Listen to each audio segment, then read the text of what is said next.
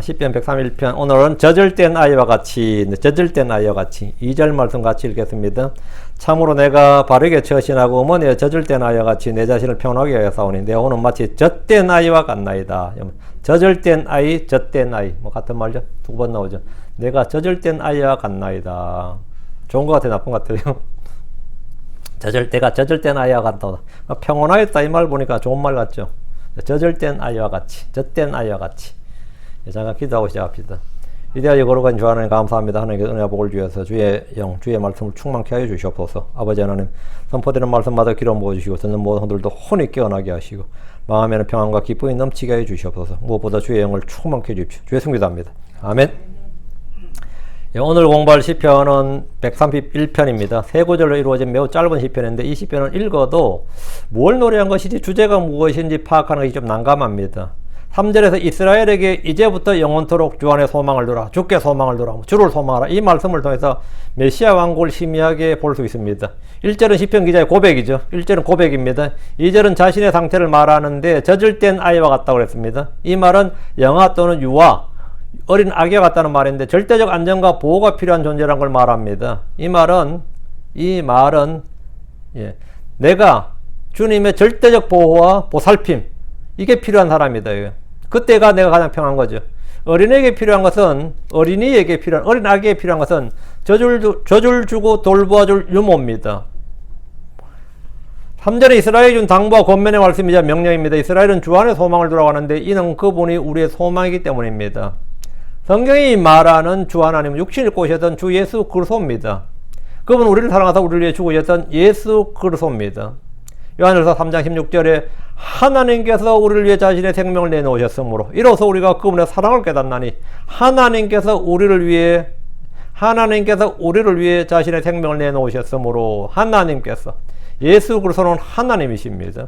그분은 이스라엘의 구출자의 소망입니다. 내가 젖을된 아이와 같다는 것은 신약적으로 볼 때는 성장하지 못한 아이, 육신적인 성도를 가리킵니다. 그러나 하늘의 왕국에서는 100세가 된 사람이 어린아이라 불립니다. 하늘의 왕국에서는 100세가 어린아이, 지금은 어린아이면 한두 살이죠. 젖을된 아이 하면. 그러니까 이 시대에 따라서 이 어린아이의 개념이 완전히 달라집니다. 이사야 65장 20절에 날수가 많지 않는 어린아기나 자기의 날들을 채우지 못한 노인이 다시는 거기 없으리니 아이가 100세에 죽으리라. 그러나 죄인은 100세가 되어도 저주받은 자 되리라. 아이가 100세에 죽으리라. 100세가 아이다 이 말이에요.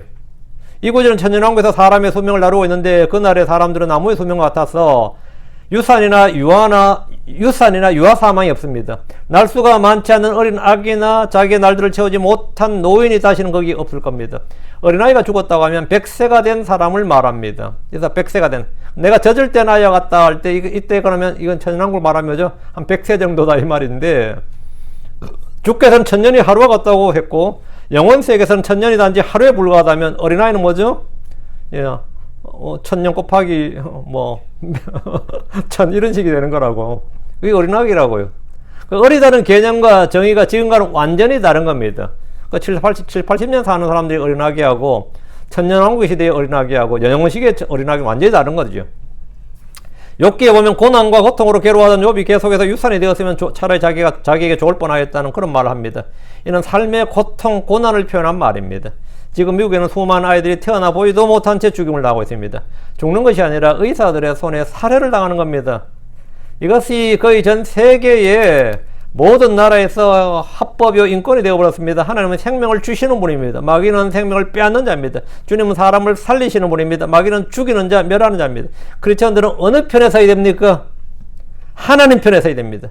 표를 얻기 위해서 낙태를 옹호하고 권장하고 죄의식을 없애주기 위해서 뱃속의 아이는 생명이 아니라 물질이다, It's material, 이렇게 주장하는 사람들로부터 우리는 돌아서야 되고, 그런 정치 세력, 그런 정당에게는 표를 주지 말아야 됩니다.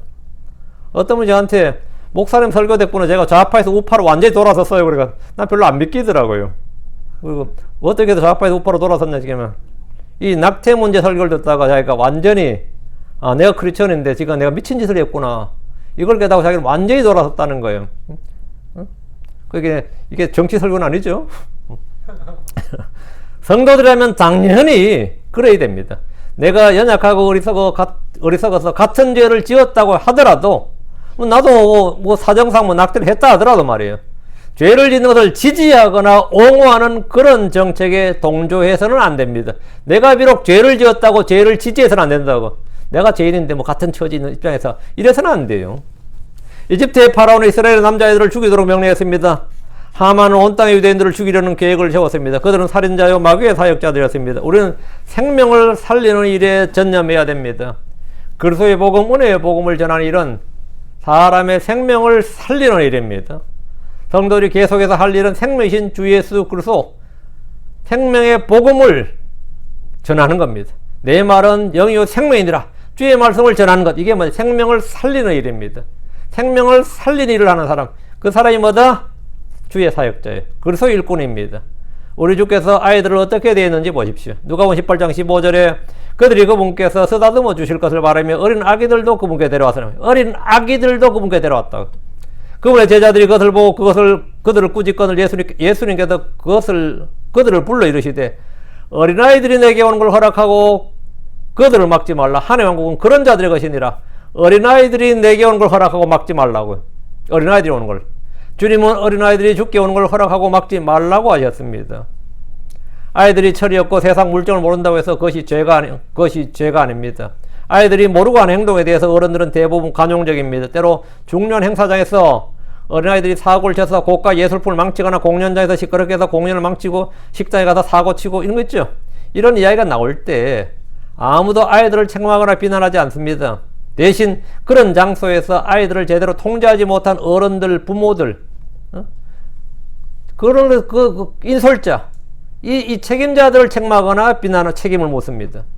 법에서도 형사 미성년자라고 해서 만 14세 미만에서 범죄를 저지른 경우에도 책임이 조각되어 대한민국에서 그 어떠한 범법 행위를 저지른다 하더라도 형법상 범죄가 성립되지 않는다 합니다. 이걸 촉법소년이라고 합니다. 형사상의 책임을 지지 않는다 해서 그런 말이 붙은 건데, 그걸 애들에게는 관용을 엿푸는 겁니다. 그 관용이 불법을 능가하는 거예요. 관용이 불법을 능가한다고. 물론 요즘 이거 고쳐야 된다. 요즘 애들이면 너무 영악화돼가지고 막 그런 토론은 많이 있지만, 지금까지 그렇게 해왔습니다. 그만큼 아이들에게는 이 사회가 어른들이 관용을 베풀었어요. 물론 민사상의 책임은 면제되지 않는데 이런 피해도 아이들이 감당할 수 없기 때문에 그 피해는 보통 해당 미성년자의 부모가 배상하도록 합니다. 내가 저질 땐 어린아이 같다는 것은 주께서 나의 아버지가 되시고 나의 보호자가 되시고 책임자가 되시고 내가 지금 모든 죄와 잘못과 불법을 내가 어리석고 철없어서 행한 모든 것들은 누가 책임진다? 형사상의 책임은 면제되고 민사상의 책임은 나의 아버지가 되신 하나님이 책임져 준다는 겁니다. 이건 엄청난 이야기예요. 내가 저럴 땐 어린아이 같다. 나는 어떤 무엇에도 책임질 일이 없다는 겁니다. 내가 책임을 묻지 않으신다. 책임은 전적으로 누가 진다? 하나님이 진다. 아버지가 진다는 거예요. 내가 젖을 땐 어린아이와 같나이다. 이 말은 주께서 나의 아버지가 되시고 나를 먹이시고 감독하시고 나의 보호자가 되시고 책임자가 되시고 나의 모든 것을 감당하시는 분, 나의 모든 것을 담당하시는 분, 이것을 확실하게 명시한 은혜로운 말씀입니다. 굉장히 은혜로운 말씀이에요. 이런 데서 딱 아멘 해야 돼요. 주의 말씀에 여러분 아멘은 주의 말씀에. 주께서 제자들에게 하신 말씀 중 하나가 어린아이들아 내가 아직 잠시 동안 너희 함께 있노라. 주님은 제자들이 어린아이들아 했습니다. 그때 베드로 나이가 몇 살인데 어린아이가. 요한의 나이가 몇 살이에요? 예수님보다 많을 수도 있습니다. 적지 않을 것 같아요. 근데 주님께서 어린아이들아 내가 아직 잠시 동안 너희 함께 있노라. 주님은 다 큰 성년의 어부들, 세리들, 이런 청년들, 이 제자들을 걸어 어린아이들이라고 하셨습니다. 그들은 모두 영적으로 갓난아이고 어린 아이들이었습니다. 그들이 영적으로 매우 어렸기 때문입니다. 실제 어린아이였습니다. 우리는 구원받을 때 모두 갓난아이와 같습니다. 주께서는 진리의 말씀으로 우리를 낳으셨습니다. 주 예수를 믿는다는 것은 혼이 구원받는다는 것이지만 동시에 영이 다시 태어나는 겁니다. 주께서 내가 내게 이르기를 너희가 반드시 다시 태어나야 하리라 한 것에 놀라지 말라고 하셨습니다. 다시 태어난 것은 영입니다. 주님은 몸의 출생이 아닌 영의 출생을 말씀하셨고 영에서 난 것은 영이라고 하셨습니다. 믿는 자들은 하나님에서 태어난 자들입니다. 누구에서? 하나님에게서 태어난 자들이라고요. 성령에게서 난 자들입니다. 뭐가? 나의 영이, 나의 속사람이 태어났다고요. 주께서 베드로전서 1장 3절에 너희가 다시 태어난 것은 썩을 씨에서 난 것이 아니요 썩지 아니할 씨에서 난 것이 살아있고 영원히 가는 하나님 말씀으로 된 것이니라. 너희가 다시 태어난 것은 뭐가 다시 태어났대? 우리의 영이 다시 태어났다고요. 몸은 다시 태어나지 못합니다. 너희가 다시 태어난 것은 썩을 씨에서 난 것이 아니요 썩지 아니할 씨에서 난 것이 살아있고 영원히 가는 하나님의 말씀. 살아있고 영원히 가는 하나님의 말씀, 진리의 말씀이 바로 하나님의 말씀의 씨, 생명의 씨앗이다 이거예요. 우리는 여기서 우리의 영이 다시 태어난다고 해요. 내가 이루는 말은 영이 생명이다 이거예요. 영에서 영이 나는 겁니다. 생명에서 생명이 나는 겁니다. 이게 과학 용어로 생명 속생설이라고 그래요. 자연 발생설은 없다고요. 생명 속생설. 생명은 생명에 속한다고. 생명은 생명에서만 날 수 있다고요. 이번에 보니까 몇몇 젊은 애들이 진화론에 대해서 진화론을 이제 하면 자기가 반박이 어렵다 이런 질문을 많이 하더라고요. 몇 명은 들었는데 진화론이 맞다 치자. 그럼 진화론은 뭐에서 진화가 되는 거죠. 그럼 그 뭐에서 진화되면 그 뭐는 누가 만들었냐고. 그 뭐는 제1원인이 되는 그 뭐는 누가 만들었냐고. 그건 어디서 났냐고. 그건 진화론 설명을 할 수가 없어요. 창조주께 났겠지. 그건 창조주가 있었겠지. 그러고 진짜 간단하네요 이러더라. 간단하네요. 간단하지. 진리는 언제나 간단해요. 우리는 무엇으로 세상이 만들어지냐 압니다. 뭘로 만들어졌다? 하나님의 말씀으로 만들어졌다. 생명 무엇으로 지어졌다? 하나님의 말씀으로. 어떻게 말씀으로 지어집니까? 말씀이 뭐다? 영이요 생명이기 때문입니다. 그래서 우리의 영, 우리의 생명이 거기서부터 난다고. 하나님에서 난다. 성령으로부터 난다. 예. 다시 태어난다 이거죠. 자, 말씀으로 태어난 아이들은, 말씀으로 태어난 사람은 말씀으로 자라나야 됩니다. 주의 말씀은 저지요 물이요 고기요 우리가 먹고 살아야 할 음식입니다. 구원받은 후는 그때부터 성경 기록들을 알아야 됩니다. 디모데는 어린아이 때부터 거룩한 성경 기록들을 알았습니다. 이 말은 물리적 육신적으로 어린아이 살 때부터 성경을 알았다는 말입니다. 그럼 우리는 구원받은 그 순간부터 어린아이 때부터 갓난아이 때부터 성경 기록들을 알아야 됩니다. 이건 영적인 적용이죠. 구원받은 성도는 모두 갓 태어난 어린아이입니다. 어린아이 때부터 거룩한 기록들, 거룩한 성경 말씀들을 알아야 된다고. 부모는 아이를 낳은 후에 가장 큰 신경을 쓰는 것이 아이를 제대로 키우는 겁니다. 그렇죠? 모든 부모의 목표이 뭐죠? 그러니까 임신을 할 때는 무사히 태어나는 게 제일 중요하고, 태어난 후에는 태어난 거 생각하지 않아요. 태어난 후에는 뭐죠? 키우는 거지. 자식을 낳은 부모는 출생이 아니라 오직 양육에 집중합니다. 사도 바울은 혼의 구원자였습니다. 그는 이방인의 사도였고 교사였습니다. 동시에 그는 그들의 양육자였습니다. 뒤로 와서 갈라디아 4장 9절. 갈라디아서 4장 9절. 나의 어린 자녀들아, 너희 속에 그리스도께서 형성되실 때까지 내가 다시 너희를 위해 해산한 수고를 겪노라. 여기 봐. 나의 어린 자녀들아, 너희 속에 그리스도께서 형성되실 때까지. 이게 성도들은 구원받은 것이 전부가 아닙니다. 이들은 이미 어린 자녀들이니까 구원받았죠. 태어났어요. 근데 그 속에 그리스도가 형성된다고. 영적 출생 구원은 새로운 삶의 출발점입니다. 바울은 자신이 복음을 전하고 복음으로 나온 성도를 향해 나의 어린 자녀들아 이렇게 했습니다. 그리고 그들 속에 그리스도께서 형성되실 때까지 다시 해산한 수고를 겪는다고 합니다.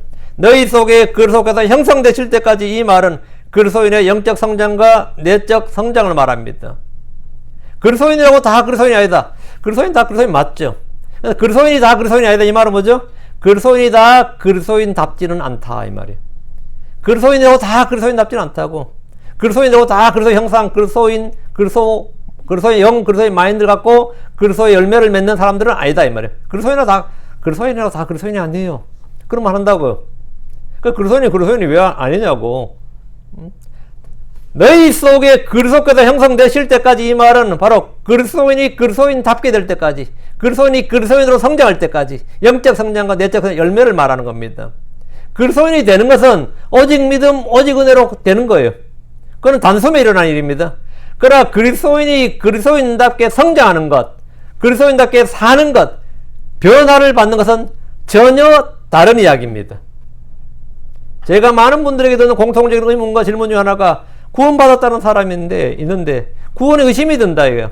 구원이 아닌 것 같다. 그런데 막 데려오더라고. 응? 복음 상담 좀 해달라, 구원 상담을 해달라는 겁니다. 구원받으면 사람이 자동으로 저절로 성장하고 변화를 받고 열매를 맺는 것이 아닙니다. 사도 바울은 성도들의 영적 성장을 해서 다시 해산하는 수고를 겪는다고 합니다. 다시 해산하는 수고를. 그러니까 구원하는 것보다 더 힘든 일이 뭐다? 그들 안에 그리스도가 형성된 일이 더 고통스럽고 힘든 일이었다 이 말입니다. 애 키우는 게 낳는 것보다 힘들어요? 덜 힘들어요? 한번 생각해봐. 키우는 게 힘들어? 낳는 게 힘들어? 뭐 다 힘들죠. 근데 낳는 거의 단숨이죠. 낳는 거 어제 단숨이다 말이지. 근데 키우는 건 뭐죠? 끝이 없어. 이 시집 장가를 가도 이게 이게 해결이 안 된다고. 응? 그래서 내가 다시 예산한 속을 겪는다며. 그러니까 이 사람들 무자식이 상팔자란 말이 그래서 나오는 거예요. 무자식은 최소한 키우는 뭔 없다? 고생은 안 한다 이 말이지. 자식을 낳는 것도 중요하지만 그 후에 바르게 자라게 하는 것은 더 중요합니다. 고린도전서 4장 15절 그리스도 안에서 너에게 만명의 스승이 있다 해도 아버지는 많지 아니하니 그리스도 예수님 안에서 복음을 통해 내가 너희를 낳았느니라. 사도 바울은 복음을 통해 내가 너희를 낳았다고 합니다. 그는 단순히 성경을 가르치는 스승이 아니라 그들을 양육하는 아버지였습니다. 스승은 많죠. 지금도 여러분이 인터넷으로 설교에 수백 명, 수천 명이 들어올 수 있죠. 그러나 아비는 많지 않다고요. 그 비율이 어떻다고? 10,000대 1이라고. 한 명의 아버지, 10,000명의 스승. 응? 10,000명의 스승이 있다 해도 아버지는 많지 않다 말이죠. 낳고 기르는, 이 책임감을 갖고 기르는 그 아비는 많지 않다고. 사도 바울은 분명히 복음을 통해 내가 너희를 낳았도다 이랬죠.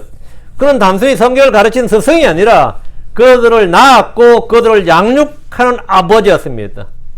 데살로니가전서 2장 7절에 유모가 자기 아이들을 돌보듯 너희 가운데 부드러운 자가 되었노라. 유모가 자기 아이들을 돌보듯 너희 가운데 부드러운 자가 되었노라. 유모는 뭐한 사람이에요? 아이를 먹이고 기르는 사람입니다. 유모가 자기 아이들을 돌보듯이. 그래서 예전에는 지금도 마찬가지로 좀 사는 집 사람들 유모를 둔다고. 유모가 자기 아이들을 돌보듯 했다는 것은 양육자로서 그의 역할을 말합니다. 사도 바울은 복음전도를 해도 복음전도를 통해서 혼을 구원하고 그들을 낳았다. 복음으로 낳았다. 그리고 아비와 유모로서 그들을 양육했습니다. 교회 목자는 양들을 먹이고 감독하는 일을 하면서 양들을 양육해야 됩니다. 먹이고 양육해야 된다고요. 먹이고 양육해야 됩니다. 갓난아이들이란 육신에 속한 자입니다. 갓난아이들이라는 것은 기본 육신에 속한 자예요. 고린도전 3장 1절 형제들아 내가 영에 속한 자에게 말한 것이 너에게 할 수 없어서 육신에 속한 자와 그리스도 안에 있는 갓난아이들에게 말한 것이 하였노라. 여기 영에 속한 자 언더라인, 육신에 속한 자 언더라인 두 부류가 나오죠. 형제들아 해서 형제들이니까 누구죠? 크리스천이죠. 크리스천이니까 형제지 크리스천 아니면 형제가 아니죠. 형제들아, 고린도 교회 성도들은 지금 구원받은 성도들이에요. 내가 영에 속한 자에게 말한 것이 너에게 할 수 없어서 육신에 속한 자, 이렇게 육신에 속한 자 정의가 뭐죠? 그리스도 안에 있는 갓난아이들. 그리스도 안에 있는 갓난아이들. 이제 젖을 떼고 이제 그런 거라고 말을 배우고 이렇게 크는 이 갓난아이들.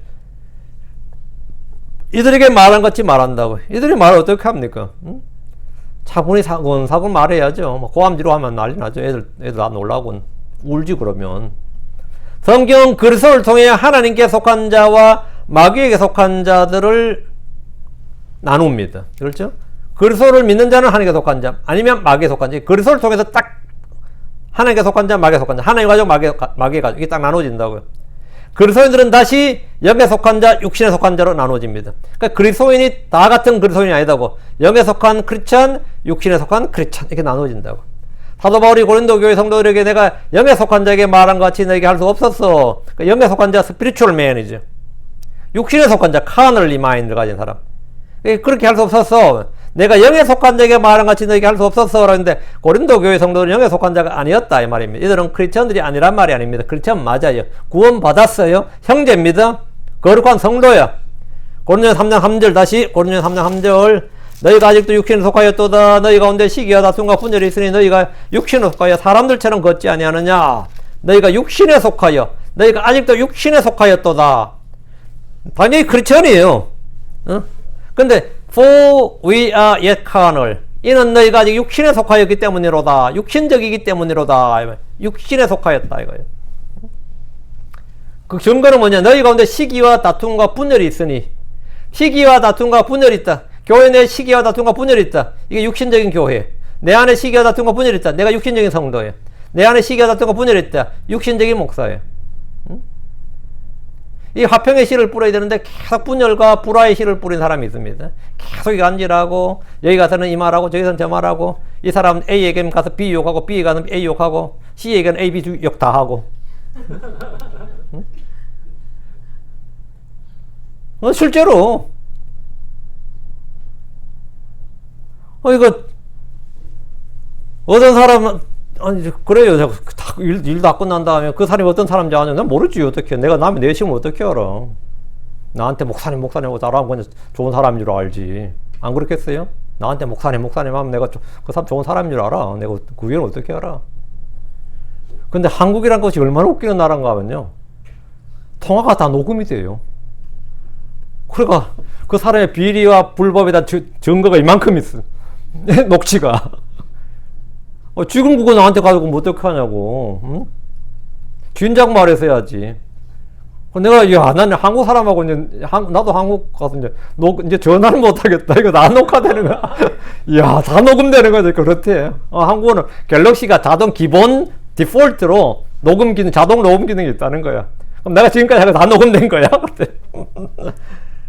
그 친구 얼마나 대체 무슨 짓을 하고 다녔기에 그동안 그 교회들에서 녹음까지 하겠다고 마음먹고 녹취까지 하겠다는 것은 뭐 보통 문제가 아닌 거지, 실은. 보통 다 무시하잖아요, 웬만큼 해도. 팀이 싸웠다 하더라도. 형제간에 그걸 뭐 녹취한 사람 누가 있겠어요? 녹취했다는 말은 보통 일이 아니라는 거예요. 녹취한 자료가 이만큼 있어. 이만큼 있다는 거예요. 난 물론 안 봤습니다. 봐서 뭐해. 응? 그래서 대체 이 사람이 어떤 사람인지 알고 그러냐, 어떤 사람이 알고 그러냐, 뭐 이런 거예요. 야, 그 골치 아프죠? 응? 너희가 아직도 육신에 속하였도다. 너희가 아직도 육신에 속하였도다. 이 말은 크리스천임을 부정하는 말이 아닙니다. 많은 성도들이 육신에 속한 상태로 삽니다. 솔직히 다른 교회들은 말할 것도 없고 우리 교회도 마찬가지입니다. 파당을 짓는 것도 육신에 속한 일입니다. 킹제임 성경을 사용하는 목회자들의 모임을 가보면 목사들이 거의 다 육신에 속한 자들입니다. 제가 이렇게 남들을 판단하는 것도 육신에 속한 일일 수 있는데, 저는 그들의 내심을 판단하는 것이 아니라 그들의 일, 행위, 말을 보고 들으면서 판단한 겁니다. 요즘 한국에 막 킹제임 성경 역본 가지고 싸우는데, 목사들 싸움이 완전 개싸움 저리 가라예요. 이야, 이게, 응? 근데 내가 욕을 못해. 과거의 나의 모습이야. 옛날에 내가 저랬는데, 이것들이 지금 누구 앞에서 난 이제 빠졌어. 나 감사해. 아니, 난 싸울 일 없다. 나 안에도 싸울 놈 많구나. 근데 전에 우리는 말이 최소한 개혁성계나 캐톨릭 역본이나 뭐 이런 것들하고 싸웠어요. 근데 지금 이놈들을 보니까 지들끼리 싸워. 내 진짜 어이가 없어가지고 지들끼리 싸워. 응? 막 부숴버린다 그러고 뭐 죽인다 그러고 뭐 별소리 다 하더라고. 제가 아는 목회자 모임에서 목사들의 대화 중에 늘 누군가를 욕하는 것 아니면 파당을 짓는 일입니다. 들어보면 늘 하는 일이 그거예요. 하는 일이 주제가 늘 누군가를 씹는 거예요. 오늘은 누가 오징어냐 이러고 있어. 나 그 말은 무슨 말인지 못 알아들었어. 오늘은 누가 오징어냐? 누굴 씹느냐 그 말인 것 같아. 오늘은 누가 오징어냐? 어? 주로 내가 오징어였어 보니까. 몇 년간 내가 오징어 했더만 보니까. 나중에 들어보니까 몇 년간 오징어 되었더만. 이 싸가지 없는 것들이야. 뭐 밖에 없는 사람 뭐 욕하기 제일 쉽지 뭐, 그죠? 그거 뭐 누가 뭐라고 했어. 뭐 그거라도 씹어서 스트레스 받으면 나도 쓰임 받은 거지. 응? 귀한 사역이지 그것도. 하여튼 육신에 속했다고. 응? 그러니까 육신에 속한 자고 그리스도 안에 있는 갓난아이들이라는 말씀에 주목하시고, 내가 크리스천이 되고 집사가 되고 목사가 되었다고 해서 그가 영적인 사람이란 뜻이 전혀 아닙니다. 전혀 아니에요. 이번에 제가 목사 한도 설교를 그랬는데, 운전면허증을 받았다고 운전 잘한다는 뜻은 아니에요. 내가 변호사 시험 합격했다고 변호를 잘한다는 뜻이 아닙니다.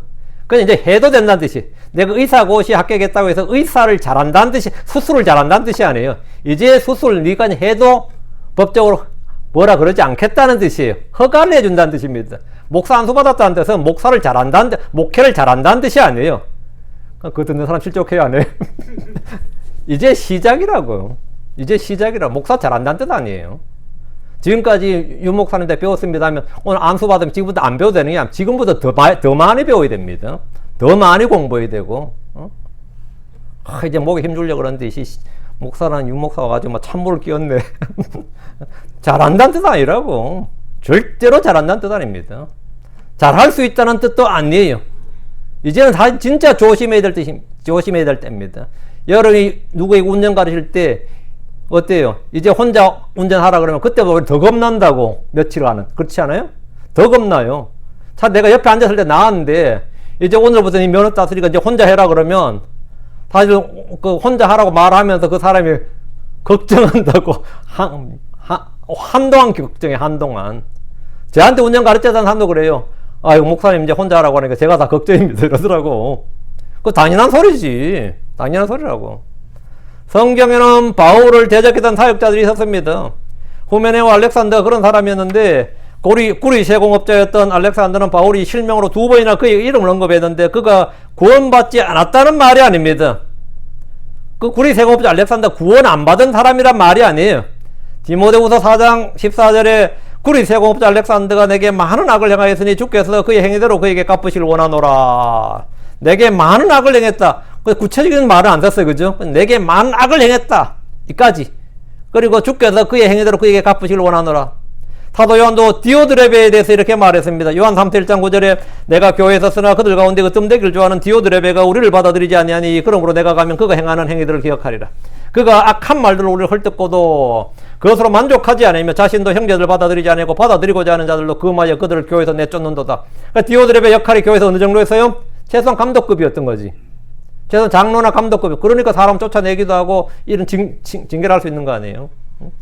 그래서 사도 요한을 대적하고 사도 요한과 친한 사람들 쫓아내고 막 사도 요한이나 그 사람 이런 걸 못 받아들이게 하고 그렇게 하는 겁니다.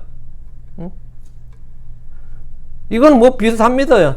디오드레베는 사도 요한을 받아들이지 않았습니다. 사도 요한과 친한 사람도 받아들이지 않았어요. 그건 악한 말로 헐뜯었습니다. 자기 교회에 뭐 유능자고 친한 사람이 있다 그러면 헐뜯고 쫓아내는 거 비슷한 거지. 그리고 사도 요한과 친하거나 교제하는 형제들, 지체들을 그들의 교회에서 내쫓았다면, 저는 이런 교회를 제 주변에서 많이 봅니다. 디오드레베 같은 사람이 목자가 되면 그 교회에서 어디에 되느냐? 누구누구와 친하게 교제하던 성도를 다 쫓겨납니다. 다 쫓겨나요. 이런 사람은 크리스천이 아닌 것이 아니라 육신적인 사람입니다. 뭐 안수 받았다고 그날부터 확 달라지는 거 아니에요. 그건 아무것도 아닙니다. 오랫동안 제게 성경을 배웠다고 해서 영적인 사람이 되는 거 아닙니다. 간혹 제 설교를 많이 듣고 공부했다고 자랑하는 분들이 있습니다. 내 설교 많이 들었다. 막 이걸 자랑해요. 말씀 침례에 다닌다고 해서 영적이 되는 거 아닙니다. 저는 여러분 안에서 그리스도가 형성되도록 해산의 수고를 감당해야 되고 여러분들 은혜 안에서 자라나고 구원자 예수 그리스도를 아는 것에서 자라나야 됩니다. 베드로 3장 18절에 그런 은혜 안에서 자라고 우리 주 곧 구원자 예수 그리스도를 아는 것에서 자라라. 그분께 영광이 이제와 영원토록 있기를 원하노라. 아멘. 우리가 이 자리에 있는 것은 모두 은혜 안에서 우리 주를 아는 지식에서 자라나기 위해서 함께 모인 겁니다. 이래 쭉 보니까 일요일 예배가 끝났는데 안 가고 많이 남았더라고요. 그분들한테 물어봤더니만 우리는 목사가 필요한 것도 아니고 교회가 필요한 것도 아니라는 거예요. 그게 뭔 소리야? 목사님이 충분하다 이거야.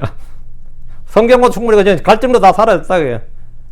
저는 예전에 그 말도 안 되는 소리 생각했어요. 그럼 목사가 필요하고 그래도 교회가 필요하고 있는데 자 보니까 이 탐욕적인 목사, 이 사특하다 그럴 때 개혁성에 표현하면 이 사특한 목사 이런 사람 만날 바에는 차라리 없는 게 나아요. 그렇잖아요. 응?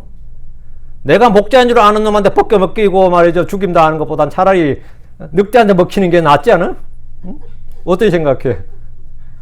여러분 생각에 내가 양이라면 늑대한테 잡아먹히면 당연한 거지만 내가 믿었던 목자한테 죽임 당한다면 그게 뭐 벗겨 먹긴다면 그게 더 황당한 일이지. 그냥 잘 들어보니까 야 상당히 힘든 그냥 하는 말들이 아닌 거야. 응? 이게 진짜 맞는 말이더라고. 이 시대가 지금 얼마나 이 목사들조차도 본이 되지 못하고 영적이 되지 못하니까 이런 일이 발생하는 겁니다. 이건 진짜 심각한 이야기예요. 히브리서 5장으로 왔어요.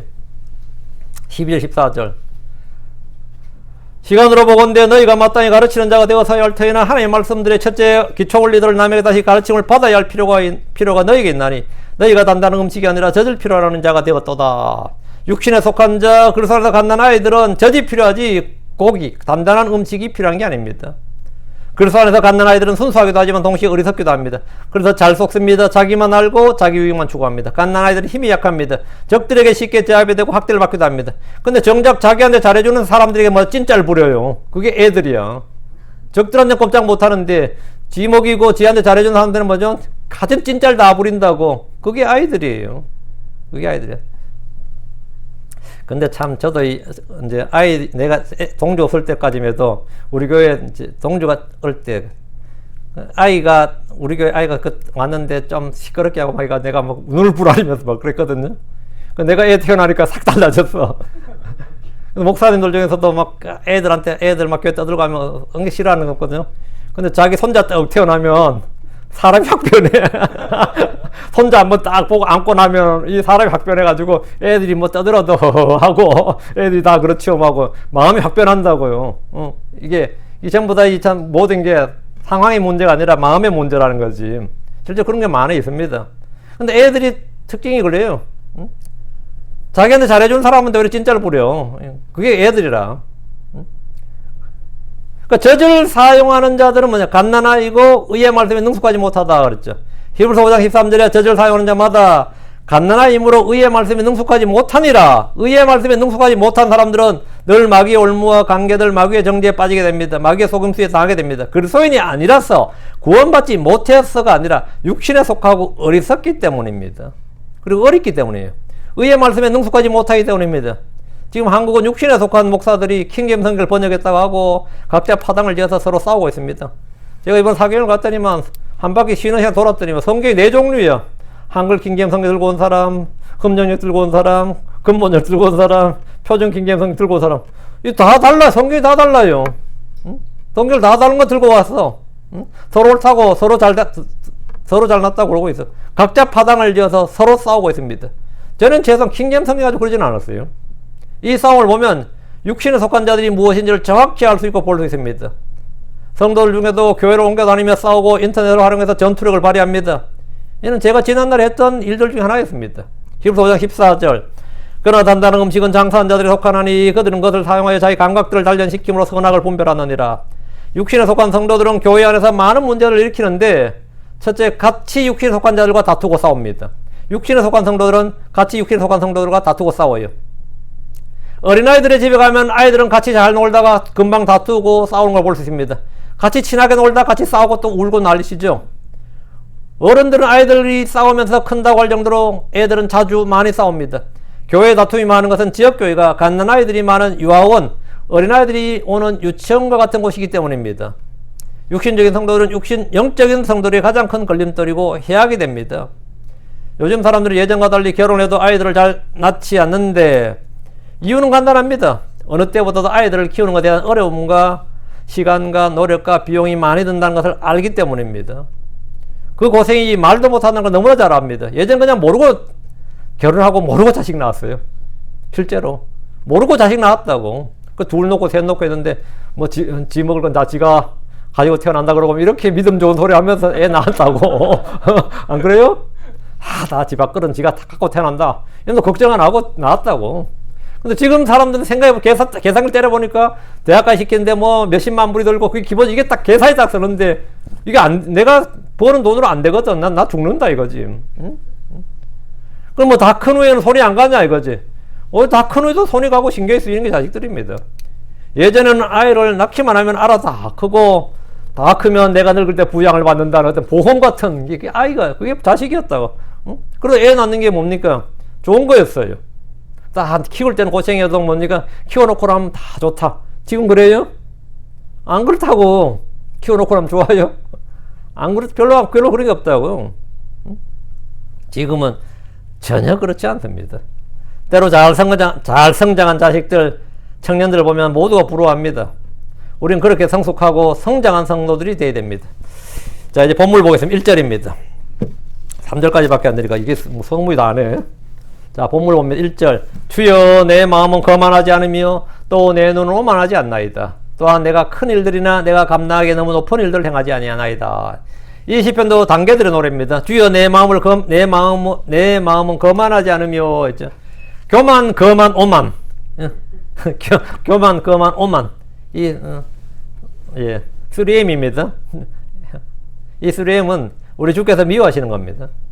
잠언 8장 13절에 주를 두려워하는 것은 악을 미워하는 것이라 나는 교만과 거만과 악한 일과 삐뚤어진 입을 미워하느니라. 나는 미워하느니라. 잠언 16장 18절에 멸망이 앞서 교만이 나가며 넘어짐이 앞서 거만한 영이 있느니라. 그 거만함과 교만, 오만한 사람들도 싫어하는 겁니다. 시편 기자는 주여 내 마음은 거만하지 않으며 했는데 내 마음은 거만하지 않으며 이것은 자기를 자랑한 것이 아니라 스스로 마음을 낮추었다는 겁니다. 주 예수는 마음이 온유하고 겸손하셨습니다. 주님이 요구하시는 것이 겸손입니다. 미가서 6장 8절에 오 사람아 그분께서 무엇이 선한 것이 내게 보이셨나니 주께서 내게 요구하시는 것은 오직 의롭게 행하고 자비를 사랑하며 내 하나님과 함께 겸손하게 걷는 것이 아니냐. 내 마음이 교만하지 않다. 거만하지 않다는 것은 스스로 겸손했다는 겁니다. 자기를 낮추는 것이 겸손입니다. 자기를 낮추는 자가 큰 자고 주께서 높이시는 자입니다. 베전서 5장 6절에 그러므로 하나님의 강한 손 밑에서 스스로 겸손하라. 그리하면 정하신 때에 그분께서 너희를 높이시리라. 스스로 겸손하라 하잖아요. 스스로 겸손하라.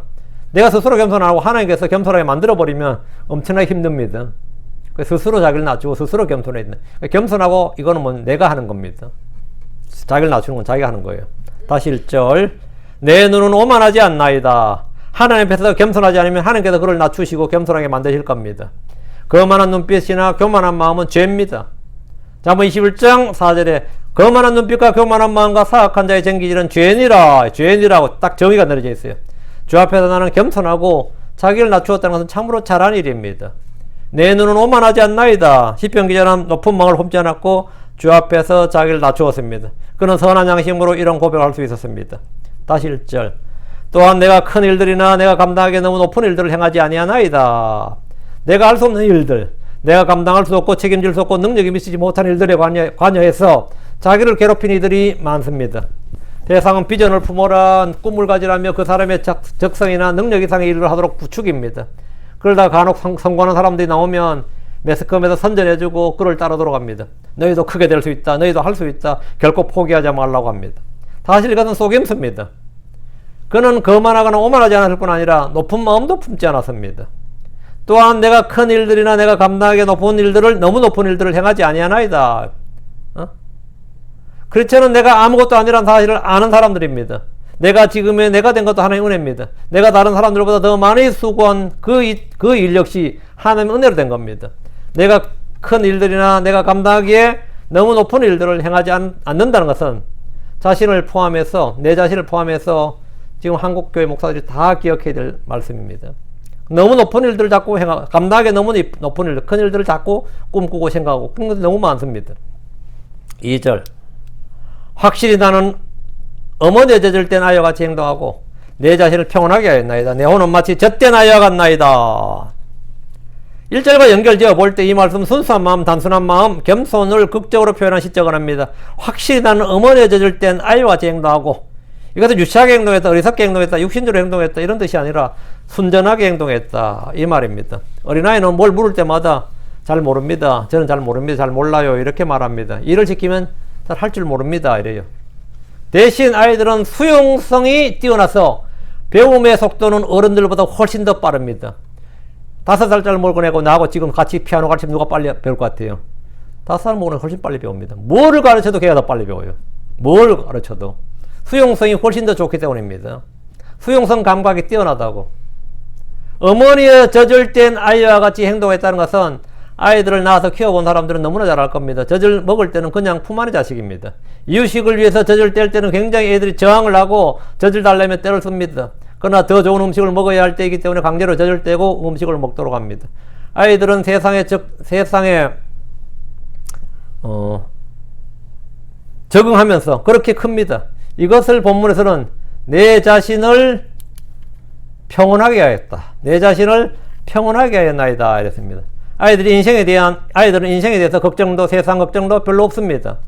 젖을 땐 아이는 가족이나 국가나 공동체에 대한 의무도 책임도 없습니다. 그냥 주는 것 먹고 놀다 잘 자고 건강하게 자라기만 하면 그가 할 일을 다 한 겁니다. 시편에는 이것을 내가 내 자신을 평온하게 하였나이다.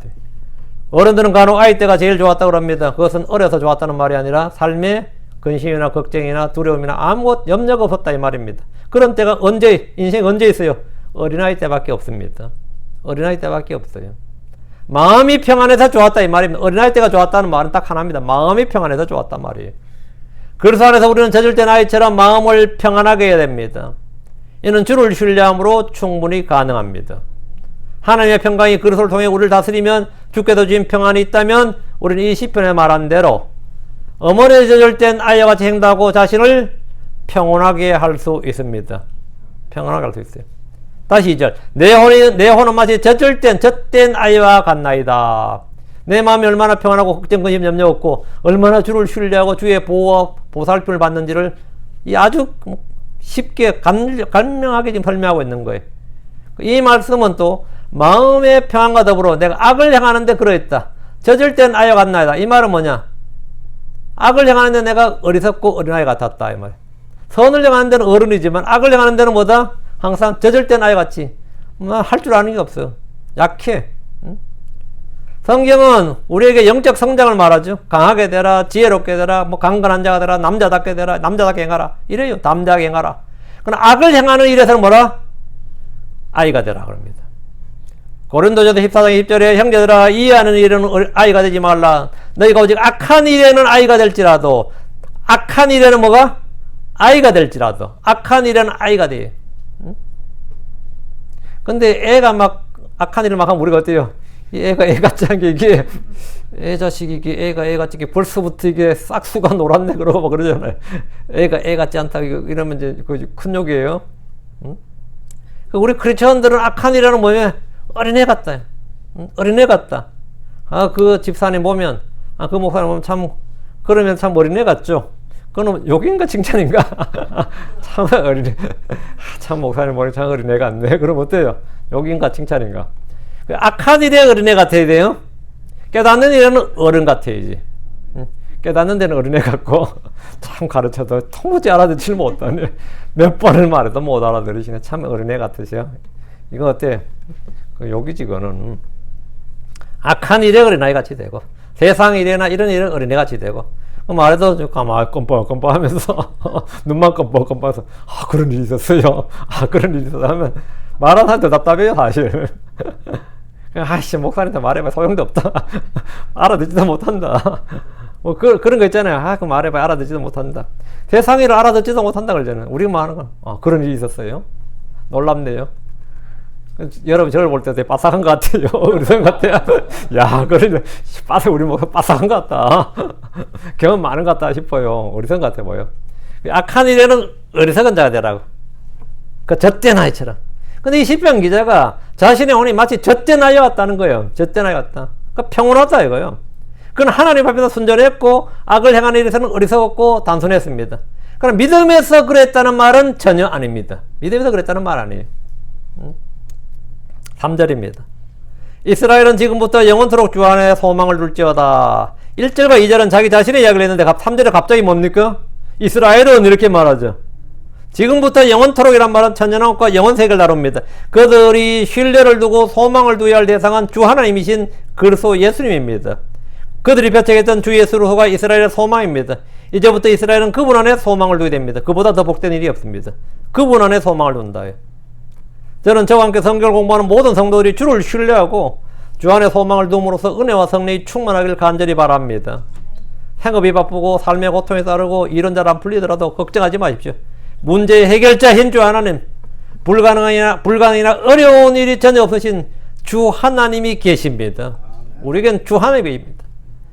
여러분의 크나큰 고통과 슬픔이 있더라도 그것은 여러분에게 모든 것이 합력해서 선을 이루게 하신 분이 주 하나님이에요. 반드시 그것을 합력해서 선을 이룹니다. 반드시. 지금은 내게 너무나 힘들고 고통스러운 일을 하도록 그게 힘들지 않다는 말이면 힘들어요. 누구나 고통 나가면 힘들어. 힘든 걸 힘들지 않는 척 할 필요도 없고 힘든 건 힘든 거고 울부짖고 부르짖을 때 막 고통스러운 고통을 온몸으로 그건 느끼는 거예요. 이러다 내 혼이 작살 나는 거 아닌가. 몸도 몸이지만 내 혼이 이러다 진짜 파산 나는 거 아닌가 싶을 정도로 그렇게 됩니다. 그거 안 겪어본 사람 잘 모르는데 진짜 그래요. 그렇지만 나에게 뭐가 있다? 소망이 있다 이거야. 소망이 있다. 이 호프라는 거, 소망이는 그분은 주 예수 그리스도 그분이 우리의 소망이에요. 그분이 이스라엘도 그분이 소망이고 우리에도 그분이 우리의 소망이라고. 그분이 우리의 소망이라고. 그분이 생명의 소망이고 의의 소망이고 복된 소망이고 영광스러운 소망입니다. 그분이 소망이에요. 그분이 빛이고 그분이 우리의 모든 겁니다. 이 소망이란 거는 뭐냐? 그냥 내가 바란다. 이거 뭐죠? 꿈깨 그러죠. 그건 그냥 꿈깨야. 믿음의 말씀을 가지고 바라면 그게 소망입니다. 성경에서 말하는 호프란 건 뭐냐면 말씀에 근거해서 바라는 것, 약속의 말씀에 근거해서 붙드는 무엇, 그것이 뭐다? 호프예요. 그냥 내 욕망의 기초에서 뭘 바라는 건 디자이어예요. 욕망이야 그냥. 하나님의 말씀에 근거, 약속의 말씀에 바탕을 두고 그 말씀에 근거해서 생긴 무엇, 그게 뭐다? 예. 그다음 믿음은 실체요. 믿음은 바라는 것 때문에 소망의 실체다 하잖아요. 예. 믿음은 증거다. 믿음은 실체다. 옛날에 우리 믿음의 보상시대 이건 워낙 많이 다뤄가지고 뭐 제가 더 이상 말할 필요도 없어요. 믿음은 실체고 믿음은 증거다. 뭐의 실체? 바라는 것이 실체라잖아요. 믿음이 그 소망의 실체라고. 소망이 믿음의 실체가 아니고 믿음이 소망의 실체예요. 소망하는 것은 뭐냐? 믿음이 뿌리라고 해야 된다고. 여러분 정말 바쁘고 힘들고 어렵고 고통에 따르고 뭐 일은 진짜 안 풀리고 진짜 이번 생은 망했다 싶고 이렇게 찌질하게 살다가 죽는구나 싶어도 그게 다 그 뭐냐? 내 자신에 대한 신뢰를 끊고 사람들을 신뢰하는 걸, 육신을 신뢰하는 걸 끊고 이 세상에 대한 애정이나 신뢰를 다 끊고 오직 주님만 바라보게 하고 주님만 찾게 하는 하나님 뭐다? 예, 그게 하나님의 불 같은 시련입니다. 그래서 내가 믿음이 정련되고 마음이 깨끗하게 되고 내가 주만 바라나이다 하면 그것도 이미 늙어버렸네. 그러면 안 되고, 예. 우린 영원히 삽니다. 죽어도 우린 다시 삽니다. 우린 죽어도 다시 살아요. 그러니까 내가 늙어도 상관없어. 난 죽어도 다시 산다고. 문제의 해결자이신 주 하나님, 불가능이나 어려운 일이 전혀 없으신 주 하나님이 내 안에 계시다. 그게 우린 나의 주시다 이거예요. 주님이 나의 유일한 희망입니다. 주님에는 아무도 없다. 이렇게 내가 딱 내 마음에 이게 딱 뭐가 서면 그때부터 이상하게 그 주님이 우리 속에서 일하시는 때예요. 그게 주님이 우리 속에서 일하시는 때인데 내가 그렇게 쓰고 막 진짜 뭐 막 매달리고 발광을 하고 막 때를 쓰고 이렇게 했다 저렇게 했다 해도 안 되던 일들이 어떻게 그렇게 쉽게 풀리는지 몰라요. 참 희한하게도 한번 해보면 압니다. 몇십 년을 막 그렇게 해서도 안 되던 게 그냥 돼요. 그냥 돼. 그게 뭐야? 하나님이 행하신 일입니다. 하나님이 행하신 일이에요. 그러니까 우리는 어떻게 해야 된다고? 큰 사람이 되고 큰 일을 해야 되는 게 아니에요. 그냥 저질된 아이와 같이 되면 돼요. 어린 아이와 같이 되면 하늘의 왕국이 너희 것이라 하잖아요. 내가 자기를 낮추고 단순하게 단순한 마음을 갖고 내가 저질된 아이와 같이 내 마음을 평안하게. 저질된 아이가 뭐 큰 일을 하겠어요. 그 큰 일들이 너무 감당하기 어려워지면 내가 관심도 두지 않고 관여하지도 않고 내가 행하지도 않았다잖아요. 그게 뭐냐? 아예 평안하게 살 수 있는 길이에요. 평안하게. 여러분이 아주 평온한 삶을 남은 생에 사시길 바래요. 평온하게 삽시다. 기도합시다. 나도 괜히 다투고 싸우는 거 다 때려치우고 평온하게 살아야지. 평온하게 삽시다. 위대하시고 거룩한 주 하나님 감사합니다. 사랑하는 아버지 하나님 주신 말씀을 아버지 하나님 받았습니다. 아버지 하나님 모든 말씀을 아멘으로 받게 해주시옵소서. 저희가 들은 말씀, 주께서 주신 말씀 받지 않으면 또 그 말씀, 그 주님 주신 화평과 모든 기 되돌아가 버립니다. 아버지 하나님 저희가 마음에 받아서 간직하고 이 말씀을 쌓아둘 수 있도록 해주시옵소서. 전능자 주 하나님 더 많은 분들이 말씀을 듣고 성장하기를 원합니다. 아버지 하나님께서 도와주시고 은혜 베풀어 주시옵소서. 특별히 이 자리에 있는 모든 분들의 마음의 평안함을 주시옵소서. 정말 젖을 때 나와 같이 저희가 단순하고 또 아버지 하나님 주님 앞에서 완전히 주를 신뢰하고 의뢰하고 오직 주의 보호 또 주의 보살핌을 받게 하시며 주의 공급하심을 받게 하시며 주의 도움 주의 감독 아래 있게 하여 주시옵소서. 우리 아버지 하나님 저희가 하는 모든 일들이 어떤 책임도 없고 다 주님께서 우리를 책임져 주심을 압니다. 사랑하는 아버지 하나님 이 주신 말씀 저희가 잘 기억하게 해주십시오. 감사드리며 주의 성도 합니다. 아멘.